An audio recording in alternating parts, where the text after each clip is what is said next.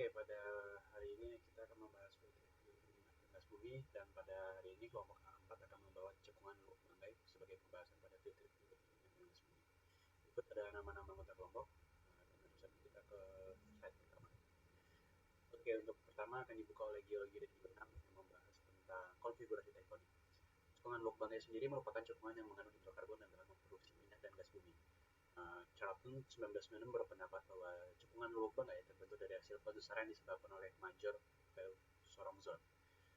Sistem Sorong telah membawa pecahan dari paparan barat laut Australia ke Sulawesi dengan arah gayanya ke barat, dan pada lengan timur sistem sesar ini mengakibatkan terjadinya obduksi oviolit yang diikuti pengendapan material sin orogenik sampai pasca orogenik pada cekungan Luwuk Banggai. Geologi regional dari segi evolusi tektonik dibagi menjadi dua, yaitu pratersier dan tersier. Pada pratersier sendiri terletak pada Mandala mikrokontinen Banggai Sula, dan menurut Simanjuntak 1986 berpendapat bahwa terdapat dua hiatus pada tektonik Banggai Sula, yaitu hiatus pertama pada awal Jura yang berkaitan dengan penurunan eostatik dengan tektonik, lalu hiatus kedua pada kapur awal menjadi paparan Banggai Sula dan Tukang Lusi berhubungan dengan tektonik divergen. Selanjutnya Surono 1994 menyatakan bahwa pada kapur akhir kerak samudra bergerak ke barat dan menunjang terjadi benua bersama dengan Mandala Sulawesi Timur yang mengalami deformasi pertama dan diikuti evolusi tektonik tersier. Selanjutnya untuk evolusi tektonik tersier yang terbagi menjadi tiga, yaitu fase pratumbukan benua, fase tumbukan benua, dan fase pasca tumbukan benua. Pada fase pratumbukan benua terjadi pada rentang waktu Paleogen akhir hingga Miocen awal. Mikrokontinen Banggai Sula masih bergerak ke barat daya mendekati Sulawesi yang dibantu oleh sesar Sorong. Mikrokontinen ini terdiri atas batuan alas kerak benua yang ditutupi oleh batuan sedimen Mesozoikum. Dan mikrokontinen ini menyambung dengan kerak samudra pada bagian akhirnya, yaitu di bagian barat yang menunjuk ke arah barat di bawah Sulawesi, yaitu lempeng Asia. Selanjutnya pada fase tumbukan benua terjadi pada Miocen akhir. Mikrokontinen Banggai Sula berbenturan dengan Sulawesi bagian timur dan menghasilkan obduksi oviolit. Jadi implikasi pada batuan sedimen asal paparan benua dengan batas barat sesar Batui. Sementara itu daerah mikrokontinen di sebelah timur terjadi sembuhan-sembuhan antara lain Pulau Peleng, dan setelah itulah cekungan Luwuk Banggai mulai terbentuk. Beberapa ahli berpendapat mengenai waktu tumbukan ini terjadi, mulai dari Miocen tengah, Miocen Pliocen, Miocen awal, Miocen akhir, dan Pliocen tengah. Selanjutnya untuk fase pasca tumbukan benua, di mana pada Pliocen akhir telah terbentuk cekungan Luwuk Banggai, dan pembentukan cekungan ini diikuti pengendapan sedimen molasa pada cekungan. Oke, berikutnya kita lanjutkan ke bagian struktur geologi. Berdasarkan Watkinson et al. Tahun 2011, pada cekungan ini terdapat struktur berupa dextral fault, sinistral fault, thrust fault, normal fault, dan reverse fault. Dapat dilihat pada gambar sini nama-nama dari sesar dan struktur yang berkembang. Kemudian kita masuk ke stratigrafi regional. Secara stratigrafi, cekungan ini tersusun oleh beberapa satuan formasi dengan basement yang berupa batuan metamorf yang diintrusi oleh granit. Ini kita dapat lihat susunannya pada gambar di sini. Nah, sesatuan batuan yang menyusun cekungan ini dari yang tua hingga yang ke muda adalah sebagai berikut. Basementnya tersusun oleh batuan metamorf yaitu skis yang diintrusi oleh granit. Kemudian di atasnya diendapkan endapan mesozoik yang tidak selaras. Kemudian secara tidak selaras lagi diendapkan plastika kasar dan karbonat tipis. Kemudian secara tidak selaras lagi diendapkan formasi Tomori atau Lower Platform Limestone Unit yang berumur Miocen awal dan terdiri dari litologi batu gamping bioklastik laut dangkal, dolomitik, batu lempung, dan batu bara. Di atas dari formasi Tomori diendapkan formasi Matindok yang berumur Miocen tengah dan terdiri dari litologi batu lempung, batu pasir, batu gamping, dan batu bara. Di atas dari formasi Matindok ini diendapkan formasi Minahaki atau Upper Platform Limestone Unit yang berumur Miocen akhir. Kemudian terdiri dari sekuen campuran klastik dan karbonat pada bagian bawahnya, dan bagian atasnya disusun oleh batu gamping. Di bagian utara dari cekungan ini, formasi Minahaki ini ditutupi oleh Rival Build-up yang berumur Miocen akhir yang merupakan bagian dari anggota Mantawa. Kemudian, formasi Minahaki ini ditindih oleh kelompok Sulawesi secara tidak selaras. Kelompok Sulawesi ini terdiri dari formasi Kintom, formasi Bia, dan formasi Kalomba. Nah, formasi Sulawesi ini berumur Pliocen dan litologi penyusunnya adalah plastika berbutir halus dan kasar yang memiliki sortasi buruk yang diendapkan secara cepat dengan material ultramafik dari oviolit diintroduksi sebagai komponen utama. Nah, kemudian pada bagian atasnya diendapkan endapan konglomerat yang berumur Pleistocene. Kita berlanjut ke sejarah eksplorasi hidrokarbon. Pada 1981, pertama kali dilakukan survei seismik 2 dimensi offshore oleh Union Texas. Lalu 1983 ada pemboran sumur gas bumi pada lapangan Mentawa 1. 1984 terdapat survei seismik 2 dimensi pada onshore oleh Union Texas. Lalu 1985 ada pemboran sumur minyak bumi pada lapangan Tiaka 1. 1996 pertama kali dilakukan survei seismik 2 dimensi onshore oleh Pertamina. Lalu 2003 dilanjutkan survei seismik 3 dimensi onshore oleh Pertamina.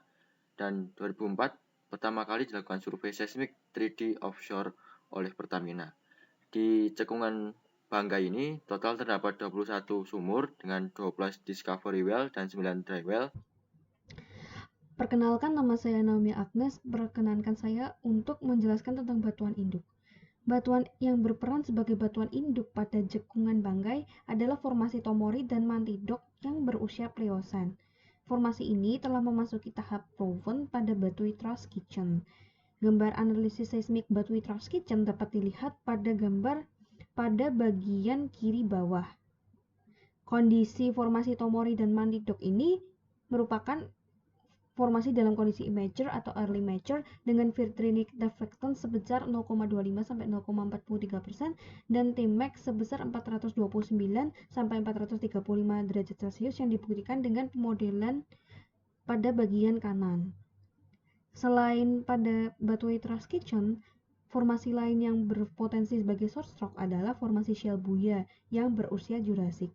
Selain pada formasi Shale Buya, daerah Tolodip juga memiliki potensi sebagai short stroke walaupun belum diteliti sebanyak formasi Shale Buya dan formasi Tomori serta Mantidok. Selanjutnya adalah batuan reservoir. Batuan yang berperan sebagai reservoir pada cekungan Banggai merupakan batuan karbonat yang berumur Miocene bawah sampai atas, yang terdapat pada formasi Tomori, formasi Minhaki, dan anggota Mentawa. Keseluruhan batuan reservoir pada formasi-formasi tersebut memiliki kandungan minyak dan gas. Yang pertama, batuan reservoir pada formasi Tomori memiliki porositas 5%, dan pada formasi Minhaki memiliki porositas lebih dari 15%. Sedangkan pada batuan reservoir pada anggota Mentawa merupakan lokasi di mana sumur eksplorasi dikembangkan paling banyak, karena memiliki porositas lebih dari 20%. Selanjutnya adalah jebakan hidrokarbon yang terdapat di cekungan Banggai. Nah, berdasarkan beberapa lapangan migas yang saat ini telah dilakukan produksi, seperti pada lapangan Tiaka, lapangan Senoro, kemudian juga lapangan Mantidok, dan beberapa lapangan di sekitarnya, setidaknya terdapat 3 sistem jebakan yang telah terbukti menghasilkan minyak ataupun gas. Jebakan-jebakan ini, 2 diantaranya merupakan jebakan tipe struktur, yaitu sistem jebakan imbricated thrust structure dan jebakan range-related structure. Selain itu, juga terdapat tipe jebakan stratigraphy yang berupa carbonate build-up. Nah, sistem jebakan thrust structure sendiri ditemukan di lapangan Tiaka dan sekitarnya, yang mana konfigurasinya bisa kita lihat pada penampang seismik berikut ini. Nah, pada penampang seismik ini bisa kita lihat adanya bentukan-bentukan anticline yang menjadi jebakan hidrokarbon. Nah, pada jebakan ini, minyak yang telah mengalami migrasi dari batuan induk di bawahnya akan terakumulasi pada batuan reservoir yang terdapat di puncak lengkungan anticline. Kemudian, mengenai pembentukannya, sistem jebakan hidrokarbon yang terdapat di cekungan Banggai dikontrol oleh pola-pola struktur akibat tumbukan antara mikrokontinen Banggai Sula dengan Sulawesi Timur. Batuan penudung atau seal rock. Berdasarkan Taufik tahun 2007, batuan yang berpotensi menjadi seal rock adalah batuan berumur Pliocene yang terdiri dari endapan flysch, yaitu endapan yang terbentuk saat fase awal orogeny. Endapan ini terdapat pada Foreland Basin. Suksesinya berupa perulangan siklik antara endapan deep water, yaitu endapan turbidin, dengan sedimen dari shallow marine, yaitu sandstone dan shale. Kemudian di atasnya ada melas, berupa endapan asal darat, hingga shallow marine, yaitu konglomerat, sandstone, dan shale. Melas ini terendapkan di bagian depan dari busur pegunungan yang terbentuk saat kolisi. Pada melas di sistem Banggai ini terdapat sisipan batu lempung yang cukup tebal. Kelompok batuan ini terbentuk pada periode pembentukan pegunungan atau fase kolisi. Kemudian berdasarkan Hartanto, batuan penudung pada cekungan Banggai ini merupakan intraformational sill, yaitu berupa shale Martin Dock. Nah, shale Martin Dock ini terdapat pada kelompok Salodik, tepatnya berada di atas formasi Tomori dan di bawah formasi Minahaki. Kemudian selain Shale Martin Dock juga ada Kintom Shale. Kintom Shale ini terbentuk pada periode yang sama dengan Milas, yaitu pada akhir Pliocene atau tepatnya pada saat fase kolisi.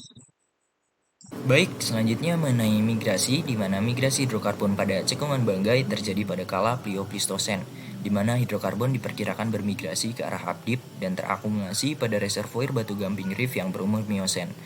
Migrasi hidrokarbon sendiri diduga terjadi dalam formasi Tomori pada kedalaman 10.190 feet, 10.210 feet, dan 10.800 feet atau sekitar 3.000 meter di bawah permukaan tanah. Dapat terlihat pada peta survei seismik di samping bahwa hidrokarbon bermigrasi ditunjukkan oleh panah yang berwarna hijau di bawah Molucasi Collision Complex. Penafsiran tersebut didasarkan pada nilai-nilai pirolisis S1 yang cukup tinggi. Selanjutnya, hidrokarbon yang telah dihasilkan di cekungan Banggai atau Tomori berasal dari batuan induk yang telah matang secara temperatur, yang mengalami migrasi primer dan sekunder menuju daerah bertekanan rendah ke arah trap yang berupa antikline.